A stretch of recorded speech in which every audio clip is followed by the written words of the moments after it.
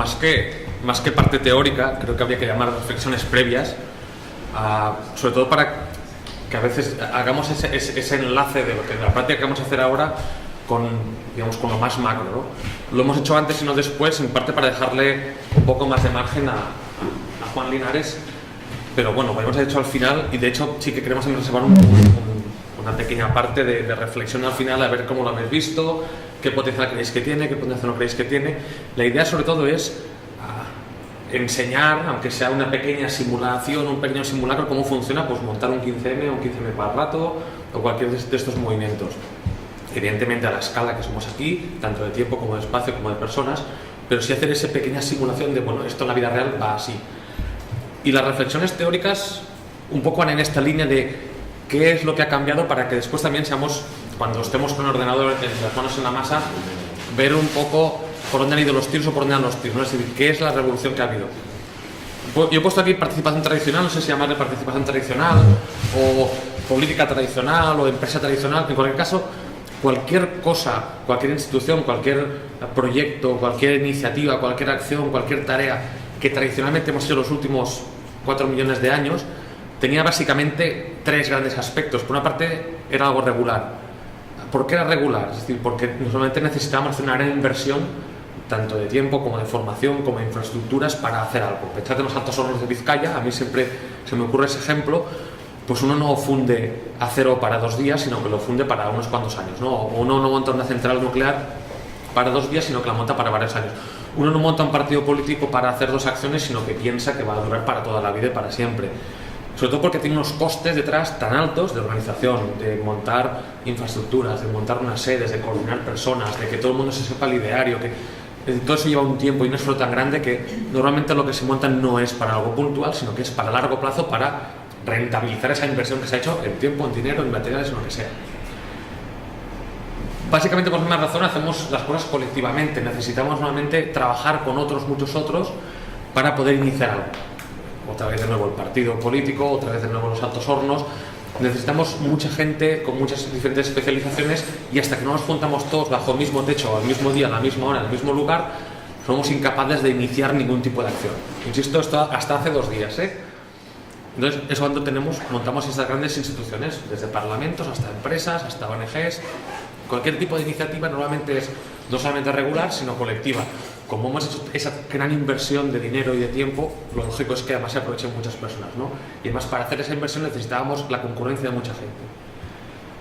Como todo este montaje, tanto de imaginar un proyecto, diseñarlo y poner a toda la gente alrededor, es algo muy costoso en términos de coordinación, normalmente ponemos una persona arriba, que es el que manda, porque sabe más, porque es el que tiene más poder, porque es el amo, porque sea, pero qué cosa es una persona que coordina, porque necesariamente toda esta infraestructura que hemos desplegado necesita de alguien que lo gobierne. Sobre todo porque, como son infraestructuras muy costosas, la mejor forma de que no incurramos en grandes costes añadidos es que alguien con la visión de conjunto pueda intentar optimizar los costes y optimizar los recursos. Y esto era así hasta que conseguimos digitalizar la información y digitalizar las comunicaciones. Y eso es cosa de hace 15 días, o si queréis 15 años que tenemos internet, o si nos vamos al microchip, pues 50 años, pero no es mucho más. En cualquier caso, a efectos de los que estamos aquí, es desde que tenemos teléfono móvil digital y tenemos internet en casa, y esto es el 96, o invierno del 94 al 96. Hemos conseguido todo lo que es relacionado con conocimiento, que no tenga ningún coste de coordinación, que no tenga ningún coste de replicar. Es decir, replicar un libro, quería decir talar más árboles y hacer un libro nuevo, más papel. Replicar un PDF es copiar y pegar. Lo mismo para las comunicaciones, no hacía falta irse de Barcelona a Galicia para coordinarse, ahora envías un correo electrónico y tienes coordinado, o tienes una internet y te coordinas. Eso ha posibilitado que esos 3 puntos se hayan convertido en 3 ejes que han cambiado la participación para siempre. Puede haber barreras políticas, puede haber barreras tecnológicas, puede haber barreras de derechos, puede haber barreras... En cualquier caso, en teoría o potencialmente nos hemos cargado aquellos 3 restricciones, y ahora podemos hacer una colaboración puntual. No hace falta que estemos afiliados al partido, iba a decir partido X, al Partido Socialista o al PP para participar, sino que podemos potencialmente participar un día y al día siguiente participar en el partido de al lado y al otro día participar en el otro, porque no necesitamos montar nada. Luego pondré unos cuantos ejemplos. No hace falta que esperemos a que nadie se junte con nosotros para hacer algo.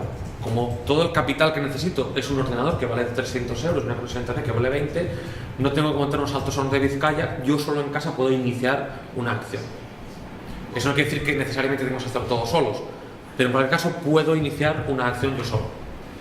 Y por supuesto no necesito que nadie me ordene o me dé permiso, me dé órdenes o instrucciones para hacer algo, lo puedo hacer yo proactivamente. No tengo que esperar a que el jefe me diga cuál es la mejor tarea que yo puedo hacer según mi perfil o según mis conocimientos, sino que puedo yo proactivamente iniciar lo que quiera. Ejemplos para que no quede en teoría, y aquí es donde enlazamos ya con la práctica. M-Pesa, para los que no lo conozcáis, es una iniciativa de banca electrónica que se inició en la zona, digamos, del sudoriental de África, sobre todo Kenia, Tanzania, después se replicó a Uganda. Y lo que hizo primero la gente fue pagar con crédito de teléfono móvil. Es decir, tú ibas a la panadería y pasabas crédito de tu teléfono, de tu SIM, a la tarjeta SIM del panadero. Le pasabas crédito como quien se pasa minutos de llamada. Eso se convirtió en algo tan extendido que al final entraron las telecos y lo convirtieron en la iniciativa de banca electrónica seguramente más importante del mundo ahora mismo. Está Safaricom detrás, que está detrás, está Vodafone, pero lo bueno es que fueron los usuarios de forma descentralizada, de forma descoordinada, de forma proactiva y de forma totalmente puntual al principio los que iniciaron algo y después vinieron las telecos a hacer la parte institucional de crear una estructura, un proyecto a largo plazo, un algo colectivo con una empresa detrás que es Safaricom, etcétera, etcétera. Más, Wikipedia, que todos conocéis. Bueno, ahí hay un montón de perfiles distintos. Hay una parte, si queréis, más tradicional, que son estos impulsores que crean una fundación para hacer un proyecto a largo plazo, colectivamente, se sientan unos cuantos al lado de Jimmy Wales y inician algo. Pero después tenemos editores que proactivamente actualizan o crean nuevas entradas en la Wikipedia. Nadie les dice que tienen que entrar, nadie les dice cuál es el tema, cuál es el formato. Ellos van y entran y lo hacen. Además, tenemos otros usuarios que puntualmente van y consultan la Wikipedia, que es diferente que editarla. Es decir, ya tenemos usos distintos de lo que podría ser una enciclopedia, que antes era uno escribe y el otro lee. Pues que tenemos usuarios distintos que unos editan, otros leen, unos más proactivamente, unos más regularmente. Los editores suelen ser cada vez más regulares, mientras que los usuarios son algo totalmente individual, totalmente puntual. Y luego tenemos participantes esporádicos que a lo mejor en una universidad hacen una iniciativa con la Wikipedia y queda algo como eso puntual. Se hace una campaña para hacer fotos de monumentos y queda algo puntual. Es decir, distintos perfiles, distintas formas de participar en lo que antes era el monolito de la editorial. Tecnología. WordPress.org/.com es una herramienta para hacer blogs y también se inicia con una gente que impulsa el proyecto de la forma, si queréis, más o menos tradicional. Digo más o menos porque tampoco es así, pero una pequeña empresa que monta esta herramienta de blogs, pero rápidamente aparece un abanico de usuarios que le dan usos distintos. Unos participantes tecnológicos que crean código sobre esa plataforma, que no son parte de la empresa que la explota, sino son gente pues como Paco, como yo, que decimos programar un plugin, programar un widget y lo subimos a la red para que todo el mundo lo pueda utilizar. Usuarios que no son tecnológicos, que utilizan el blog en su día a día, que se lo instalan en casa, que al utilizarlo le dan nuevas funcionalidades de banca electrónica, de comercio electrónico, de e-health, de repositorio de archivos, lo que sea, y luego participantes que generan contenidos sobre esas plataformas. De nuevo, una panoplia bastante amplia de usos tecnológicos de participación que en otras partes sería pues Microsoft arriba del todo haciendo un programa que se llama Windows y ya está. No da oportunidad de que haya todo este tipo de participación nueva. Los MOOC, los famosos cursos multiusuario online masivos, pues es una forma totalmente revolucionaria de hacer cursos. Lo normal sería que una universidad de arriba pues monta un curso de forma centralizada, un proyecto a largo plazo, si puede ser que dure más de un semestre o que dure más de un año, colectivamente, el decano es el que manda y dice a los profesores que tienen que hacer, el profesor dice a los alumnos que tienen que hacer, totalmente reactiva. Empezamos a tener educadores que de forma proactiva inician cursos en plataformas libres, con estudiantes que proactivamente participan y no solamente participan tomando el curso, sino que participan generando materiales, participan hablando con sus compañeros, aportando nuevas herramientas, aportando nuevos puntos de vista, aportando más dinamismo a una cosa que antes era totalmente de arriba a abajo. Estos estudiantes de los MOOC suelen de abajo a arriba aportar más material y debate. Creadores de contenidos abiertos, OER es el acrónimo en inglés, también que de forma individual y aquí ya más puntualmente dan material para que esos MOOCs puedan utilizarlo. Nadie les ha dicho que tienen que hacer ese material, suelen ser profesores de instituto, profesores de secundaria, de primera universidad que generan materiales libres, porque sí, porque lo quieren, porque pueden, de forma individual, no centralizada, sin ningún tipo de incentivo normalmente, de forma puntual van y liberan un material. Headhunters que aprovechan que hay mucho talento en esos cursos para hacer caza de cabezas, caza de talento, también de forma puntual acceden al MOOC y hacen una caza de recompensas, una caza de cabezas para reclutar talento que de otra forma tendría que ser algo mucho más institucional, mucho más centralizado. Y por último, tecnológicas que hacen plataformas que puedan correr los MOOC. En cualquier caso, ver cómo se puede ir diversificando la participación. Primavera Árabe, en el ámbito de la comunicación. Para mí un ejemplo muy interesante, aunque sea muy sencillo, de cómo cambia el plan. Normalmente tendríamos un gran medio de comunicación arriba a la izquierda, en este caso sería la CNN, que diría de forma centralizada, de forma de arriba a abajo, el editor jefe, y de forma regular. La CNN no está aquí para 2 días, manda a un señor a Egipto, manda a un señor a Túnez, manda a un señor a Grecia, le dice lo que tiene que hacer, el corresponsal devuelve, algo súper cerrado. Bueno, en este caso la gente se reúne en Tahrir, en la Paz de Tahrir, de forma proactiva, descentralizada, sin que nadie se lo mande, sin ningún tipo de adscripción regular ni a un sindicato, ni a un partido político, ni a nada de que se le parezca, y proactivamente generan material. Ahora, me centro en la parte comunicativa, generan fotografía, generan audio, generan vídeo, lo comparten en internet de forma descentralizada y Al Jazeera lo recoge, lo rebota a la red, y entonces vemos a los ciudadanos de Estados Unidos, por poner un ejemplo, porque esto lo ato a el problema que se le puso encima de la mesa entonces a la señora Merkel y a la señora Clinton. Son ellos los que presionan a la señora Clinton como secretaria de Estado para que haga algo. Entonces el circuito es, de Tahrir empieza, rebotan Al Jazeera lo devuelve a la ciudadanía de una forma otra vez descentralizada, y son esos ciudadanos que al crear la agenda pública vuelve a la CNN, entonces la CNN entra como un actor digamos, hegemónico, y ahí es donde se escala la cosa. En cualquier caso, ve las distintas formas de participar, e insisto, de forma descentralizada, de forma proactiva, de forma individual, a veces incluso puntual, sin nadie detrás, ningún proyecto regular, lo que veis es un partido político, no necesariamente algo colectivo, como veis también una asociación, y por supuesto sin que nadie mande a alguien que reaccione a alguna cosa. 15M para rato, creo que esto después Paco igual entra un poco más en ello, pero en cualquier caso, otra nueva forma de hacer cosas. De nuevo, unos impulsores que sí, que tienen una cierta trayectoria de trabajar juntos. Digo una cierta porque no es un sindicato que lleva 200 años trabajando juntos, sino que es gente que se ha conocido probablemente el último año, impulsan una querella contra Rodrigo Rato, y aquí no valoro si está bien o mal, sino entramos solamente en la mecánica.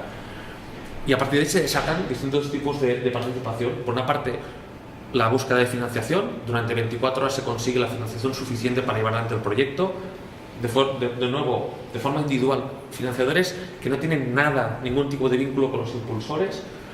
Una serie de usuarios que se dedican a replicar o a dar voz de la campaña, digamos, a hacer de voceros, hacer su propia campaña por su cuenta con, si queréis, la marca 15M para rato, pero cada uno aportando su parte, aportando pruebas, aportando comentarios, aportando reflexión, toda la parte de difusión de medios, y luego la parte de los accionistas, que aunque pongo colectiva, está más en la parte de reactiva, que se sienten interpelados por los impulsores primeros y de forma, eso sí, descentralizada, consiguen enviar miles de pruebas a esa parte que centraliza, cosa que de otra forma no podía haber sido. Me imagino esto hace 50 años, con 20 años, conseguir que miles de accionistas, de microaccionistas, enviasen las pruebas necesarias para encausar al Rodrigo Rato, realmente muy difícil en el tiempo que estamos hablando, que hablamos prácticamente de horas o de pocos días. Ultimísima reflexión, unos cuantos ejemplos. Entonces, estamos ahora mismo ante una revolución, ante una evolución, ¿ante qué? Entonces, para mí, este es un pequeño esquema que nos ayuda a veces a situarnos y ver dónde estamos, tanto en temas de política participativa política, o en temas de empresa, de comunicación, de educación, por ejemplo, etc. Hay una primera fase en lo que es la adopción de la tecnología, que es apropiársela, saber qué tecnología existe ahí fuera y saber para qué sirve, saber utilizarla. Aunque no la utilices, saber qué es lo que hay. Twitter, pues sé que existe, sé cómo lo usa la gente, sé utilizarlo, no lo uso para nada más, ahí está. Adaptación.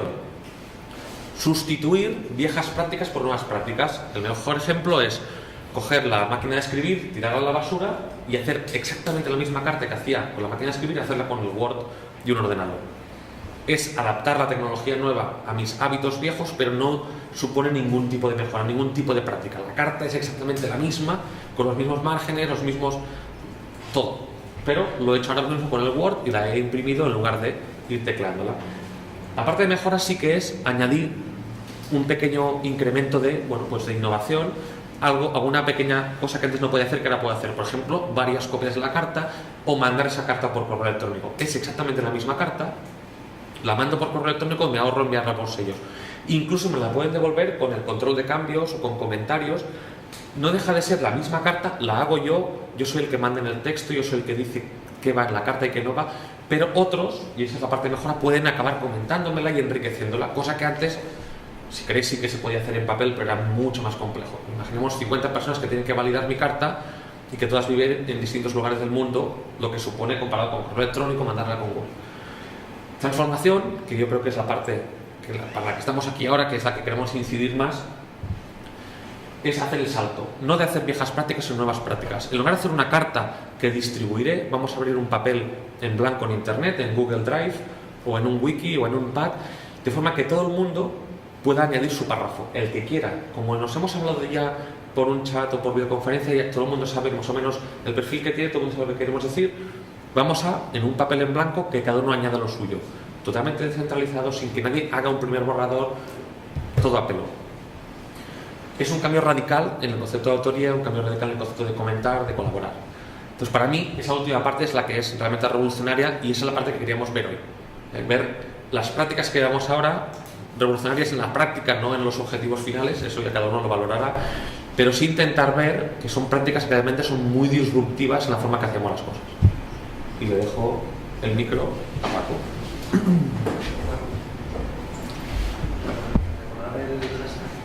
Sí, el hashtag almohadilla debate CSIC, ¿no? El Centro de Investigaciones. De momento no lanzamos nada. Primero, me gustaría hacer un repaso de las herramientas que utilizamos para la comunicación, porque bueno, él ya ha hecho una introducción bastante buena de cómo se pueden utilizar las nuevas tecnologías, cómo se puede actuar en Internet para cambiar muchos aspectos de la realidad. A nivel activista, a nivel político, yo creo que hay tres características importantes, tres funcionalidades que nos permite Internet. Es mover mucha información a mucha gente, movernos nosotros también, o hacer que se mueva la gente y organizarnos. Un ejemplo de organización podría ser ese que ha puesto él de 15 para rato, como entre varias personas se organizan, ya no solo el dispositivo ese, sino con otra más, para montar un equipo jurídico, un equipo de comunicación, un equipo de rastreo de pruebas. Son una organización al final potente que pues nace prácticamente de la nada.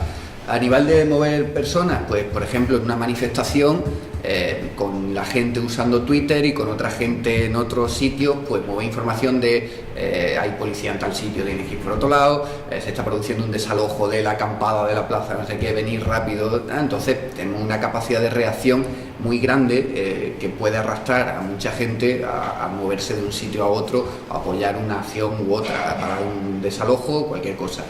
Y la última, que creo que para lo que estamos aquí, es la de mover mucha información. Internet, como revolución en los procesos comunicativos, lo que hace es alterar el esquema básico, el tradicional que estudiamos en el cole, ese de emisor, mensaje, receptor. Si eso lo elevamos a una escala de comunicación de masa, teníamos a los grandes medios de comunicación de masa, cuyo esquema era un emisor, un mensaje y un montón de receptores, pero el mensaje seguía siendo lineal con un emisor y con receptor. Lo que pasa en Internet, en la comunicación en redes sociales, es que se multiplica y ahora tenemos muchísimos emisores, muchísimos receptores y muchísimos mensajes. Uno es emisor y receptor al mismo tiempo. Se convierte en una red donde van circulando todos estos mensajes y la capacidad de hacer mucho ruido, de ser una comunicación masiva, reside un poco en que podamos consensuar, hacer que esa dispersión de información tenga puntos de convergencia. Eso hay algunas herramientas que lo permiten más que otras. Twitter lo permite, por ejemplo, con el hashtag. El hashtag es un punto de convergencia donde muchas personas empiezan a hablar de una misma cosa. No a decir lo mismo, pero sí al menos a hablar de una misma cosa. Y la propia herramienta te permite ir siguiéndolo. Esto nos ha servido mucho porque puedo cerrar esto, ¿verdad? Sí. Hemos hecho bastantes investigaciones, tenemos temáticas muy buenas que a lo mejor no conviene a los medios de comunicación sacarlas. Os pongo este ejemplo, no sé cuántos conocéis esta página. Esto es una investigación que realizamos, o sea, por junio del 2011, un compañero abogado, Juan Moreno Yagüe, empieza a sospechar que el Euribor está manipulado, que no existe, que no se calcula según las indicaciones de los reglamentos del Banco de España, que vienen aprobados para la formación de las tasas de referencia del interés, de los tipos de interés. Bueno, nos ponemos a investigar y al final pues sí que reunimos bastante evidencia de que esto no funciona. Tenemos un problema y es que ningún medio, al menos grande, se atreve a publicar que el Euribor está manipulado, porque nada más que en España tenemos 18 millones de contratos referenciados del Euribor. Los medios de comunicación pertenecen a grupos financieros y a bancos fundamentalmente. O sea, si esto se comunica a gran escala, pues puede provocar un seísmo financiero, un montón de demandas, contratos anulados, en fin, que no es fácil. ¿Qué podemos hacer? Pues preparar una buena campaña para saltar, llegar a producir una comunicación de masa que llegue a muchísima gente sin tener que pasar por los medios. Además, con una segunda ventaja, y es que sabemos que si esa campaña que se hace en redes sociales es muy numerosa y provoca mucho ruido, hay mucha gente fijándose en ella, al final los medios se ven obligados a cogerla y a publicarla, porque no pueden dejarla pasar por alto. Entonces es tanto una manera de comunicarnos, de autocomunicarnos, como diría el compa de vuestra casa, Castell, autocomunicarnos a nivel masa, pero también de asaltar a lo que serían los medios de comunicación masiva. ¿Vale? Pues nosotros preparamos la campaña esta, no en 2 horas como ahora, que es un poco precario, sino con un poquito más de tiempo. Yo lo que voy a hacer va a ser ir enumerando los pasos que se tienen que hacer para preparar una buena campaña en red. Aquí haremos los que buenamente podamos, pero al menos yo los menciono para que sepáis un poco en qué consiste una campaña bien preparada, o suficientemente preparada. Primero de todo, nosotros hicimos un par de vídeos cortitos, nada, para ir generando expectación, a modo de teaser, que se dice, y como una semana antes o así del lanzamiento, pues los vamos soltando por nuestros perfiles, por Facebook, por Twitter, ¿vale? Esta, por ejemplo, es el primer vídeo que hicimos. Varias noticias hablando de la posible manipulación del Euribor, con esto del encefalograma. Es muy cortito. Paco, perdona.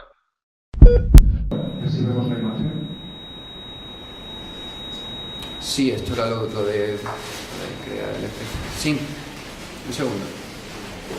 Gracias.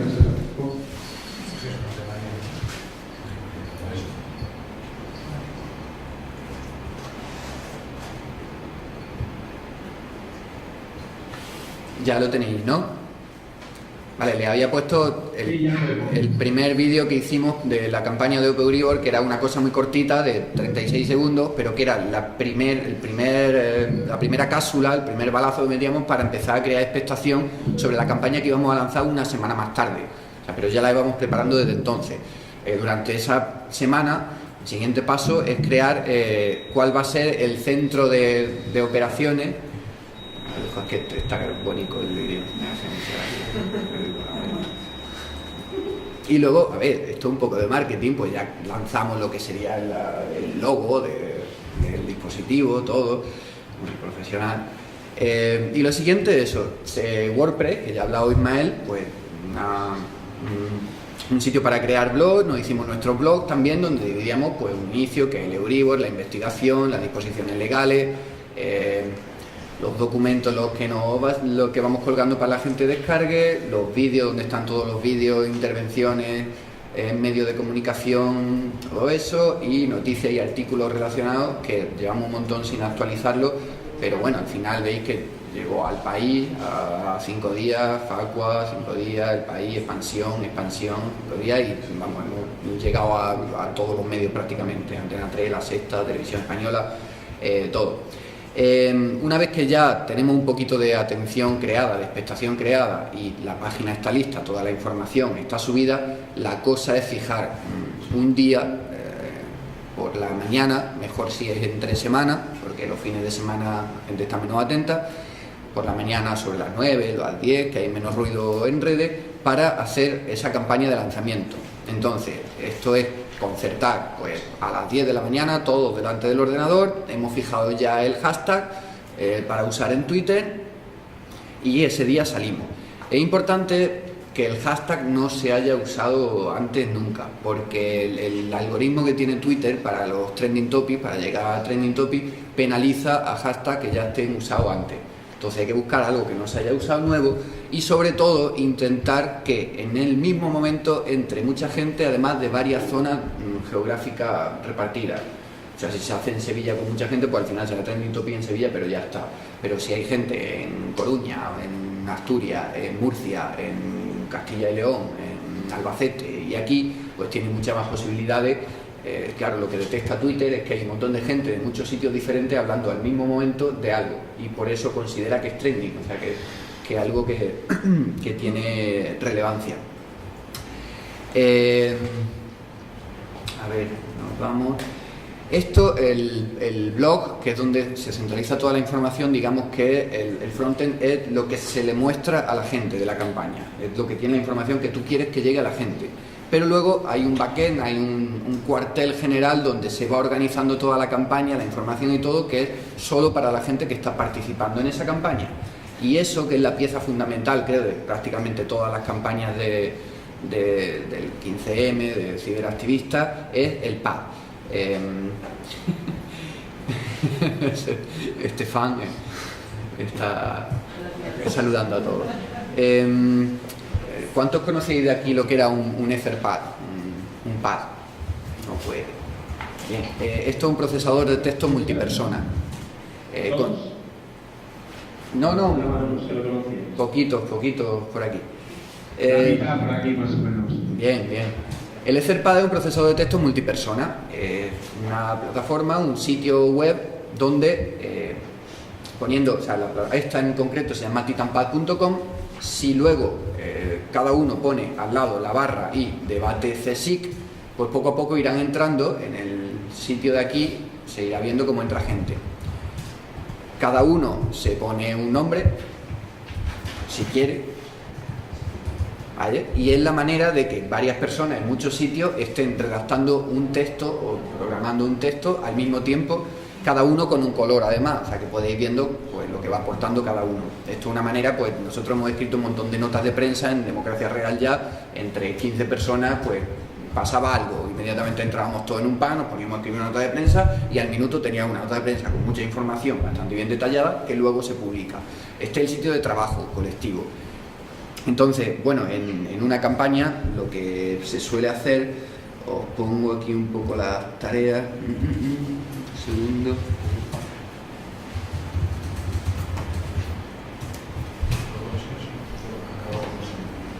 Los que tengáis ordenador y entrando en el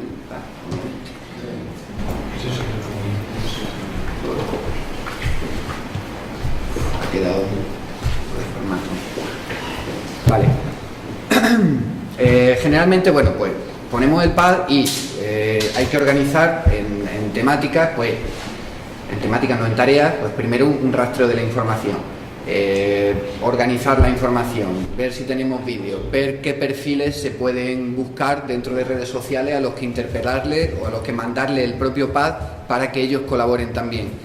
Generalmente, ya que se ha generalizado esta práctica, esta metodología, lo que solemos hacer es, pues, por la noche anterior de cuando hay una campaña, se mueve por mensajes privados en Twitter o por listas de correo las direcciones de los pads para que la gente entre voluntariamente a participar en la campaña que más le guste. Pues hay una de marea blanca y me gusta participar, pues me llega el pad dentro, aporto, veo de qué va, cojo los recursos y al día siguiente estoy preparado para lanzar a la hora que se ha puesto. Si hay una de enseñanza y me gusta la enseñanza, pues vamos a esa. Si hay otra de medio ambiente, pues a esa. Si hay otra contra los bancos, pues a esa. Entonces todos los días nos suelen llegar, a los que estamos muy hasta arriba de esto, pues varios correos, varios mensajes informándonos de las campañas que hay a lo largo de la semana o de las que hay al día siguiente. O sea, no nos conocemos prácticamente mucho, estamos cada uno en su casa, cada uno en una ciudad diferente, sin embargo veis que hay como una coordinación, organización que no es espontánea, pero que tampoco es formalizada, ¿no? Es un término intermedio entre tipos de organización antigua, como los que ha aplicado Ismael, y algo pues estrictamente Eso es. Estefan está poniendo el ejemplo de un pad ya usado para una campaña. Pues esto de los típicos que pasan por listas de correo, que pasan por mensajes privados. Esto fue para hacerle un poco el boicot a lo de la designación de Madrid 2020. Bueno, el ejemplo que hemos utilizado. Vale. Más cosas, más herramientas que tengo por aquí.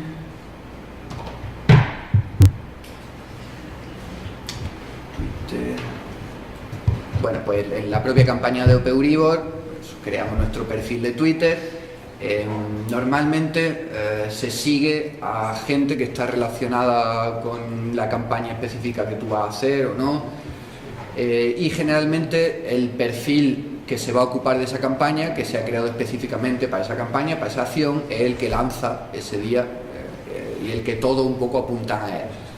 Entonces desde nuestros perfiles individuales pues decimos sigan a OP Euribor que va a hablaros de no sé qué. Entonces pues ya genera un pequeño núcleo de followers y a partir de ahí arranca este chiquitito, 2.200 así, pero por ejemplo el de Democracia Real ya anda por 200.000, que tiene más que los partidos políticos, por ejemplo, algo muy gordo. En Facebook también se hacen campañas, pero tiene unas características sensiblemente diferentes a las de Twitter en dimensiones de lo que se publica y en temporalidad. O sea, es bastante diferente. Por ejemplo, vamos, pues esta es la página, sería como el perfil de Twitter, pero en Facebook de OP Euribor también. ¿Vale? Las publicaciones, Twitter sirve para mensajes muy cortos y que van a desaparecer muy rápido, para hacer una campaña momentánea, captar la atención, pero luego no puede desarrollar mucha información. Entonces en Twitter se utiliza mucho el hipertexto, es decir, mensaje cortito, llamativo, con un link que te manda o que manda a la gente donde tú quieres, a lo que tú quieres enseñar. En Facebook, sin embargo, sí que nos permite razonamiento un poquito más largo. Se tira también de links, se pueden poner fotos que a la hora de salir en los muros de la gente, pues si tiene una foto o una imagen, es mucho más llamativo que si tú ves solo texto que no te para a leerlo, ¿no? Pues eso es una estrategia siempre de intentar publicar cosas que tengan una pequeña imagen. Y pues sí que es mucho más dado a explicaciones más largas que en Twitter, ¿no? Para gente que se quiera parar a leer. La cosa es que mientras que en Twitter una campaña es muy raro que supere un día y es muy raro que supere quizás 5 horas, o sea, mantener un trending topic mucho tiempo es costoso, o sea, tiene que ser un tema muy llamativo donde se involucre mucha gente, que traiga cola, pero en Facebook sí que una campaña puede sostenerse una semana, por ejemplo. Un contenido interesante puede circular durante toda una semana en Facebook sin perderse. Entonces tiene mucha más profundidad a la larga para campañas que no sean de un día o de una movilización de un día, sino que lo que se quiera es machacar con contenido. A la larga sale mucho mejor hacerlo por Facebook que por Twitter. Pero vamos, no hay que elegir, hay que coger los dos y ya está. ¿Qué tenemos por aquí? La fanpage. Bueno, los grupos. A la hora de trabajar también ya a nivel grupo, pues Facebook nos permite también pues, juntarnos con más gente en un grupo. Este era el grupo nuestro de OP Euribor, por ejemplo. Estamos 150 personas, pero vamos, lo hay de muchas. A mí me gusta más, por ejemplo, trabajar en N-1 que otra red diferente, o en la red que tenemos de Democracia Real ya, porque tiene todas las herramientas de las que estamos hablando, el pad, la wiki, tareas, todo dentro, pero bueno, digamos que la gente prefiere o tendemos a hacerlo en Facebook porque al mismo tiempo tenemos a la gente ahí metida, entonces no nos aislamos y bueno, por no tener muchas cosas abiertas, ¿no?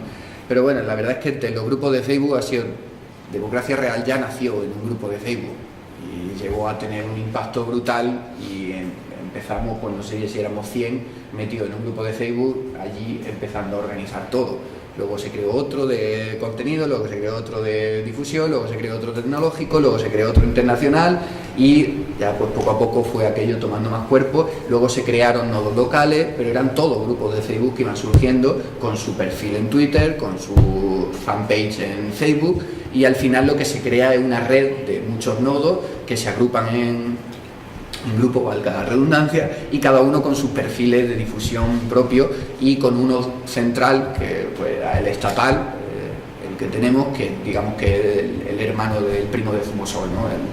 El perfil gordo. Aquí no lo tenemos en este ordenador, entonces solo puedo enseñar una captura. Esta herramienta se llama Mumble, os la podéis descargar, pesa muy poquito, Mumble, buscáis en Google Mumble, descargar y ya está. Y es un chat de voz con salones. O sea, todo lo que veis aquí son pequeñas salas. Puedes crear una sala que luego se divida en subsalas y donde nos podemos juntar varias personas a hablar entre nosotros. Consume muy pocos recursos del ordenador, está programado en código abierto. Y esto, como curiosidad, os digo que fue creado para los juegos de ordenador que se llaman shooters, que son pues el Medal of Honor, el Counter Strike, que son juegos de pegarse tiros, y se utilizaba pues entre los grupos de gente que estaban en el mismo equipo, pues para decirse dónde estaban. Yo estoy en el campanario escondido, hay uno que he visto que acaba de tirar para la calle, no sé dónde. Entonces pues nos reapropiamos, le dimos otro uso, que era pues para organizarnos, o sea, para lanzar campañas, o para tener debates, para hacer asambleas. Cuando hemos hecho asambleas estatales, por ejemplo, la gente que no puede ir a una asamblea pues utiliza Mumble y se le va dando entrada a la gente que quiere participar desde su casa también a la asamblea. Entonces los límites espaciotemporales ya no existen prácticamente cuando se cuenta con este tipo de herramientas. Y bueno, esto de aquí, ¿conocéis Meneame, el portal? Interesante porque aquí es la gente, los propios usuarios, los que van ordenando las noticias en función de la importancia que los propios usuarios le dan.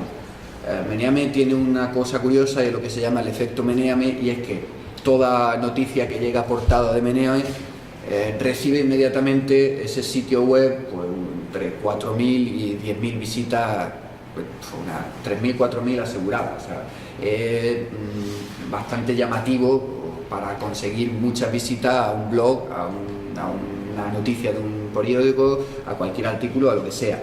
Pero llegar a la portada de Meneame no es fácil. Entonces, como dice un amigo, Sergio, de Barcelona, Meneame es un campo de minas.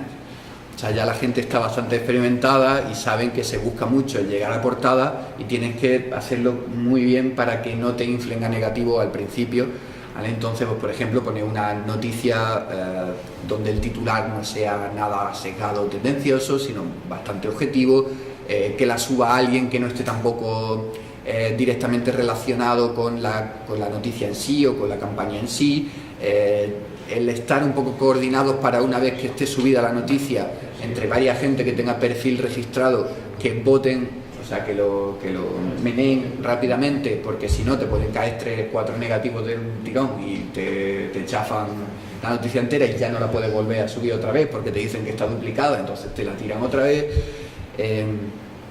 En fin, que hay que intentar también que los meneos lo haga gente que esté logueada y no anónimos, porque el anónimo te baja esto que pone aquí, que es el karma, que es por lo que se mide la importancia de las noticias. Al principio conviene solo difundirla, el link a Meneame, entre gente que tiene perfil para que lo meneen ellos y no gente anónima. Y también es muy bueno fomentar el debate en los comentarios, en la parte de comentarios de cualquier noticia. Cuanto más comentarios haya y más se valoren los comentarios, pues más sube el karma también y más fácil tiene llegar a portada. ¿Vale? Una noticia con muchos comentarios pues quiere decir que crea interés, entonces pues Meneame se valora bastante alto.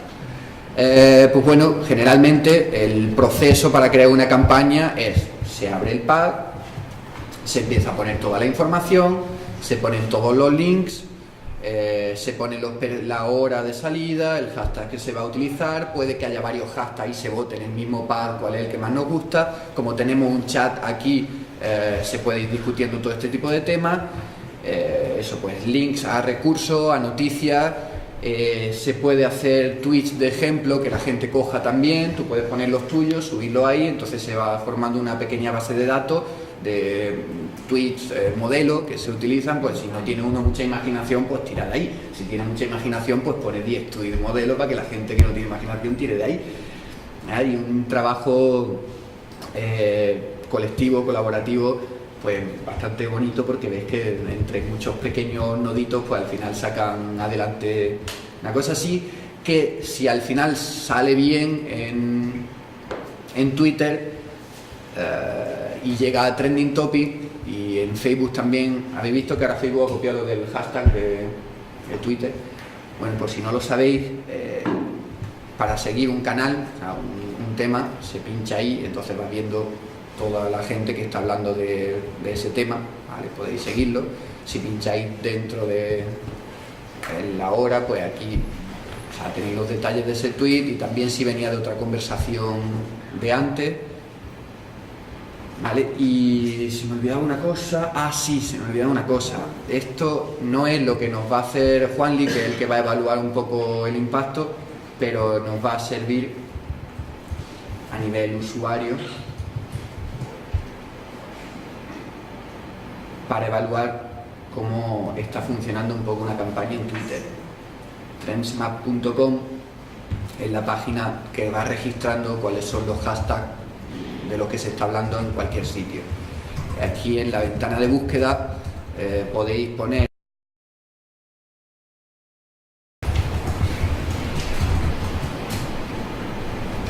que está en inglés.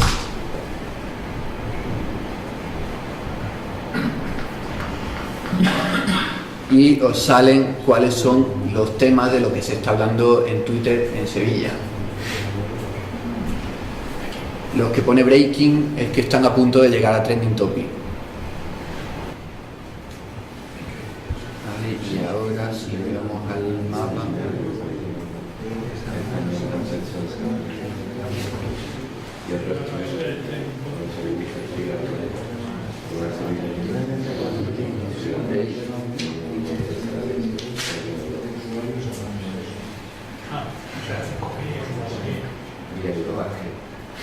Vale. Bueno, eso sería el mapa europeo. Si nos acercamos un poquito más.